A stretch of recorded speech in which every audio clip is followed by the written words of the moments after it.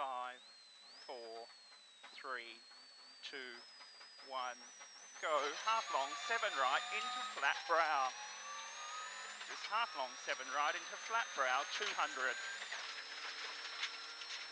Is 8 left, tightens to 7. 8 left.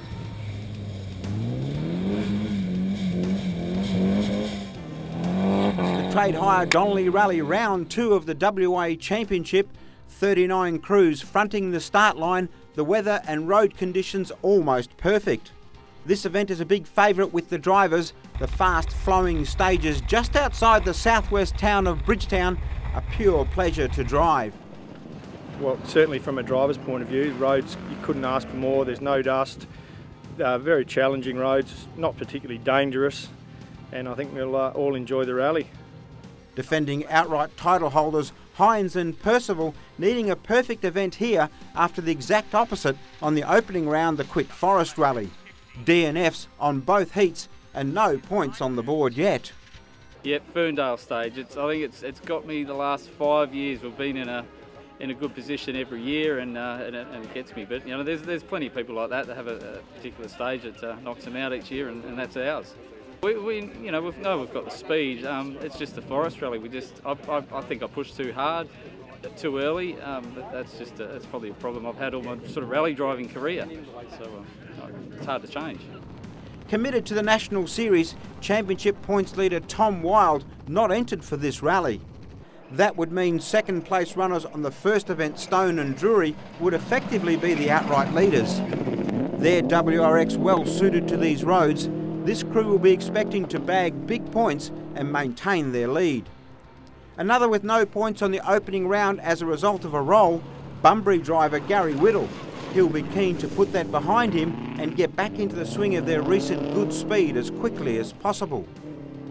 Making a return to the series after a long spell away, Lee McElroy, he and co-driving wife Jo, deciding on running their older WRX.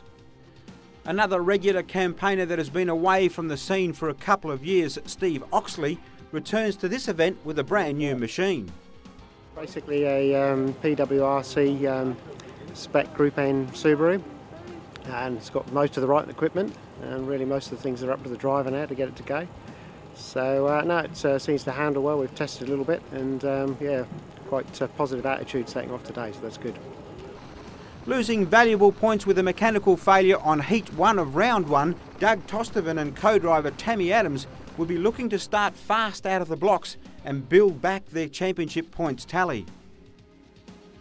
The outright two-wheel drive contest has continued to develop into a great battle. Julian Wright and the Datsun 1200 certain to again be fighting it out at the pointy end. The thundering V8 of Kyle Douglas, another of the regular two-wheel drive frontrunners, keen to latch on to more series points. Yeah, definitely. We're hoping that the stages and that down here are going to suit our car a bit better than the Forest, and hopefully we can take it up to the other boys who had our measure at the last round and see how it goes from there. Taking a clean sweep of the heat points from Round 1, Dylan King is sure to be very quick here, guaranteeing another very entertaining battle. The constantly evolving WA Championship Series continues to develop. Work on getting more teams involved proving successful, this event boasting another big clubman field. Yeah, the formula seems to be working this year. There's people coming into clubman, newcomers. That's the whole purpose of the new clubman regs, was to entice newcomers into the sport, and in this event we've got 25% of the field are clubmans, so it's working from the aspect of what we intended, and that is to get more people into the sport.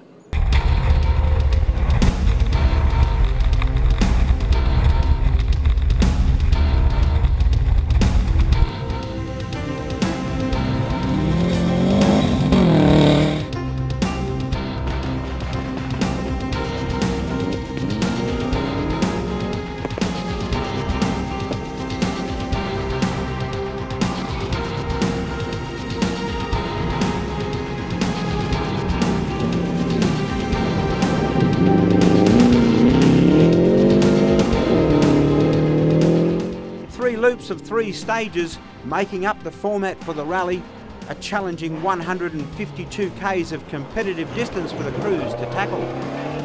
This event also including 3 of the stages to be run at night. 120. It's right entry late, deceptive, turn 2 left, hug. Deceptive, turn 2 left, hug. 50. 7 right, 9, opens to 9. 7 opening. Showing little regard for the opposition, the Hines-Percival combination would fly out of the blocks in a devastating show of speed.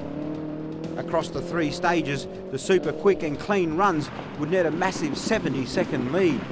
The pair arriving back into service comfortably in front and looking to consolidate even at this early stage.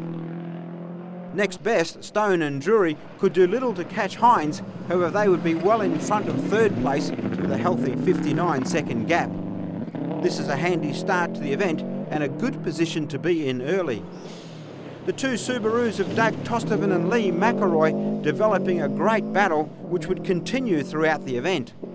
The 2 teams very close, with McElroy taking the honours into the first service and a lead of 23 seconds. Other notable runs coming from the Davies brothers, 6th, 4th and 5th quickest times. They continue to show good speed and reliability.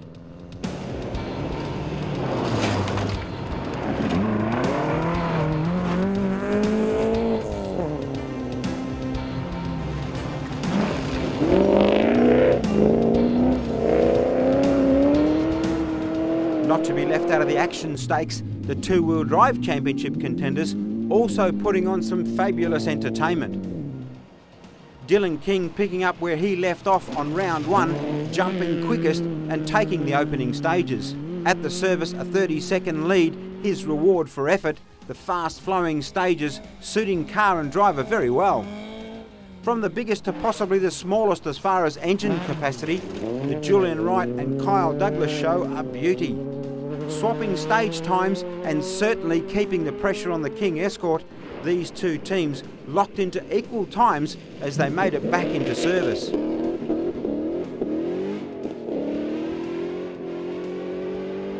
Sneaking into the battle, Keating pushing his Silvia hard, his speed across the stages, matching it with the front 3 runners on stages 2 and 3. This also giving him the lead in the 2-wheel drive challenge group. The healthy field of clubman competitors scheduled to contest 6 of the 9 stages held little back from the drop of the flag.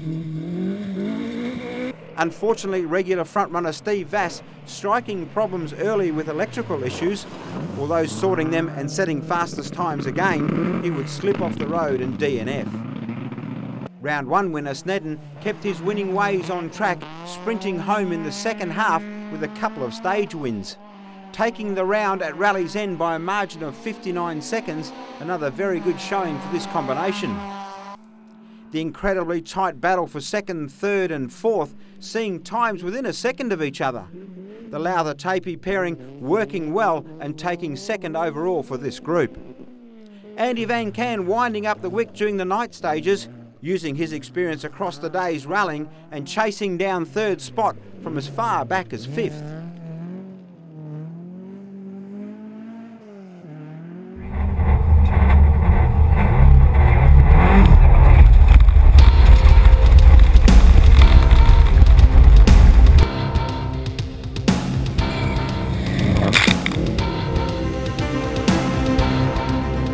Another run at the 3 stages completed, Hines continued to maintain a good gap out front.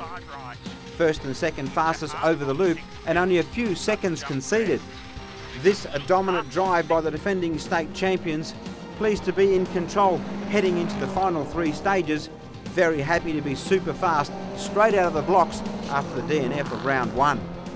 Yeah, absolutely. I mean, we just jumped, like I said before, we jumped out of the blocks flat out on the first few stages to get a bit of a buffer. Now we're not necessarily cruising, we've just probably backed it off about 5 to 10% where it's tricky, and we've just got to hold this advantage till the end.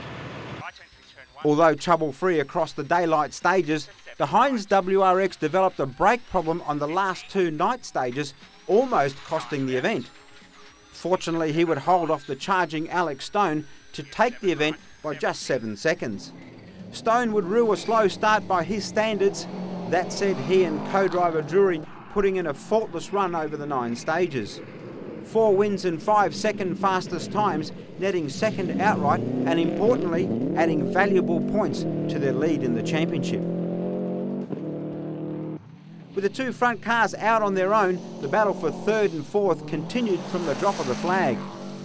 Doug Tostervin and Lee McElroy would be dead equal on time after the second block of stages. Tostervin taking special stage 4 and 5 with a measured drive, McElroy hitting back on the long SS6, but only by a second. Adding to the clean daylight runs, Tostervin and Adams took the night section and 3rd place overall for round 2.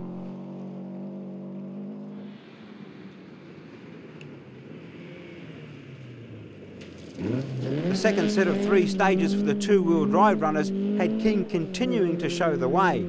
Fastest on all 3 tests, a healthy margin with the night loops to run. 3 stages in the dark and no problems for King, taking the top points for the round. Unfortunately, Julian Wright's event ended quite early, a roll on special stage 6 and not able to continue, and of course no points. Kyle Douglas carried on throwing the Orange Beast around, maintaining second spot. Another fast and consistent outing for the V8 man. No dramas over the night stages, second outright on the trade hire Donnelly round. Adding some Ford Holden spice to the 2-wheel drive championship is the return of Lee Welsh. Out of the saddle for some years, he's back behind the wheel of this V8 powered Falcon. Although taking a steady approach and dialing himself in on this round, he would do enough to take 3rd 2-wheel drive. Yeah, it's been about 7 years since we've been on the gravel, and it's good to be back. We've got a little bit more work to do to the car, but hopefully by the end of the season we can take it up to Kyle. First-time competitor Rainer Hofferman's clean start to his rally career was rewarded with first outright rookie. Meanwhile, the 2-wheel drive challenge points headed the way of Anthony Chudley in the bright yellow XL. John O'Dowd putting in another smooth and consistent run, his effort good enough for 5th outright and 1st Group N. These points keeping him in 2nd outright in the 2012 Championship Series. The crews head to Collie for round 3 of the championship. With Hines on the charge, another close and fierce battle is sure to be played out come June 23rd.